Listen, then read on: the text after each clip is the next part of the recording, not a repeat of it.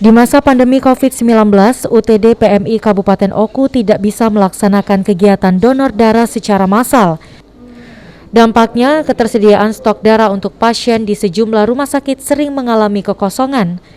Seperti sekarang ini, stok darah yang tersimpan hanya ada 5 kantong saja. Itu pun bukan satu golongan darah, melainkan terbagi dari beberapa jenis golongan darah. Kabid Pelayanan dan Manajemen Kualitas UTD PMI Oku, Dedi Arisandi mengatakan, dengan kondisi ini pelayanan permintaan kebutuhan darah untuk pasien tidak bisa cepat. Sebab untuk memenuhi kebutuhan darah, PMI mengandalkan donor darah dari keluarga atau kerabat pasien. Pastinya hal ini butuh proses waktu sebelum digunakan.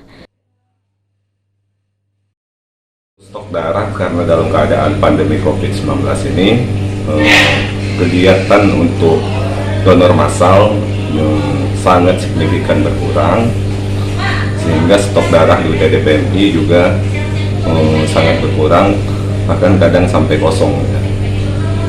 Untuk saat ini? Untuk saat ini stok golongan darah kita paling sekitar ada 5-6 kantong untuk seluruh golongan darah. Pada masyarakat Kabupaten Ogan Komering Ulu diharapkan untuk mendonorkan darahnya ke PMI secara sukarela, karena dalam keadaan pandemi ini kita belum bisa melaksanakan kegiatan donor darah massal secara bersamaan. Jadi kepada masyarakat Oku kami harapkan kedatangannya ke UTD PMI Kabupaten Oku biar stok darah di Kabupaten Oku bisa terpenuhi. Itu stok darah itu bisa bertahan berapa lama? Stok darah ini dalam penyimpanan kita di Perat PMI ini bisa.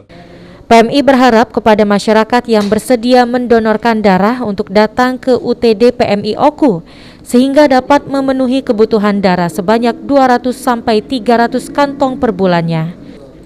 Ari Pranika, PAL TV.